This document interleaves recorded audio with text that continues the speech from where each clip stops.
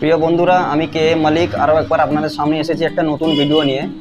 যেহেতু এই সময় একটা জ্বর, ভাইরাস জ্বর যেটা দেখা দিচ্ছে প্রায় বাচ্চা থেকে বড় সকলের মধ্যেই কিন্তু এটা আমরা দেখতে পাচ্ছি, যার কারণেই আমরা এসেছি আজকে একটা ডাক্তারবাবুর সঙ্গে একটু পরামর্শ নেওয়ার জন্য, এবং যাতে আপনাদের সুবিধা হয় সেই সুবিধার স্বার্থেই আমরা এসেছি ডাক্তার ইনজামুল শেখের কাছে।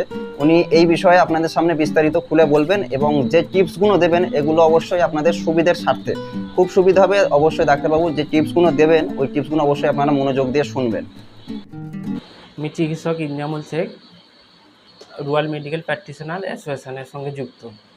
এখন ভাইরাল ফিভারের সিজন।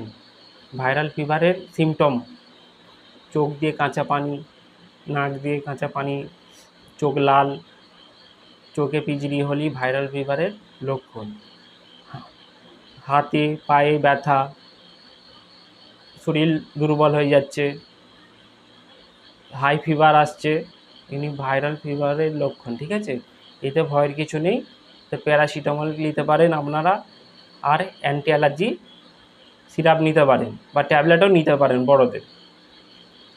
আর বাচ্চাদের, বড়দের যখন শ্বাসকষ্ট হবে, বুকে সাঁই সাঁই শব্দ হবে, বুকে ব্যথা হবে, সেই ক্ষেত্রে আপনারা আশেপাশে ডাক্তারবাবুর সঙ্গে যোগাযোগ করবেন।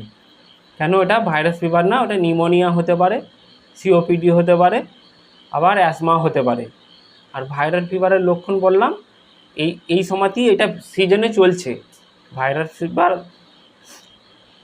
চোখ দিয়ে জল পড়ছে, নাক দিয়ে জল পড়ছে, হাই ফিভার, গলা খুসখুস করছে।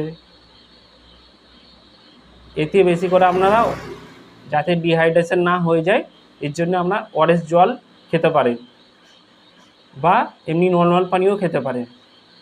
ঠিক আছে, আমি রাখছি। ইনজামুল শেখ বলছি, ডক্টর।